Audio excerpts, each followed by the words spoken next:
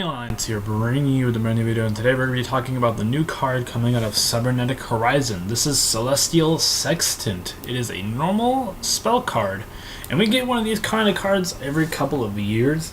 The last one that we've received is Sacred Sword of 7 Stars, and that happened at the very tail end of the 5Ds era. It was so good that it was actually on the limited list for quite some time during Dragon Ruler format, because level 7s at the time were extremely powerful, because Dragon Rulers were insane cards at the time, and they still are.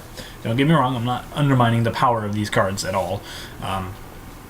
But we also have cards like this, such as Trade-In, which is for level 8 monsters, and this one is for level 6s, but the conditions to fulfill this card is different than the other ones. So let's just jump right into it. So you can only activate this card once per turn, which is totally fair. I think Sacred Sword of 7 Stars is also a hard once per turn, if I'm not mistaken. So it's nothing new here. The only effect that it has is return one level 6 monster from your hand, or that is face up on your side of the field to the bottom of its owner's deck. Draw 2 cards. Specifically, this doesn't limit you on cards that you don't really have control of. For example, if you mind control a card that happens to be level 6, you can activate this card and then you can put it to your bottom of your opponent's deck, kind of doing it as kind of pseudo removal for just a 1-for-1 kind of, because it evens out overall. It's pretty good in that aspect if you're trying to do it a little bit more defensively. Ideally, I'm not really so sure if what level 6 decks are out there that can actually fully capitalize on this card.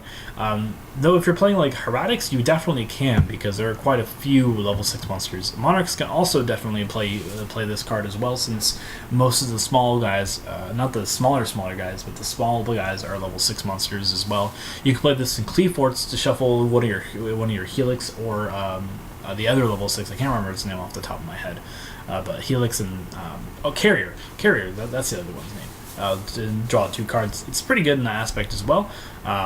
You can also shuffle back your Chronograph Sorcerer to draw 2 cards if you only open up with 1 Chronograph Sorcerer and you can't find the way to get out the other one for Naruto. And that in and of itself is free by itself, because you didn't really spend too much to summon the monster. And also, you can just do it with cards that are in your hand that you can't fully capitalize on your own anyway. Kind of like it's kind of like, I think, in a way, in the OCG, if we don't get Pantheism to 3, this card could very easily just make up for 2 Pantheisms. It very easily could. It's not as broken as Pantheism. It doesn't have like the built-in protection and stuff that all of the extra effects that Pantheism provides, but the draw 2 cards is definitely going to supplement a little bit for Pantheism, at least. This card is overall very, very strong. I'm not sure if it's as busted as Trade-In or Sacred Sword of 7 Stars, but that doesn't really make that big of a difference, in my opinion.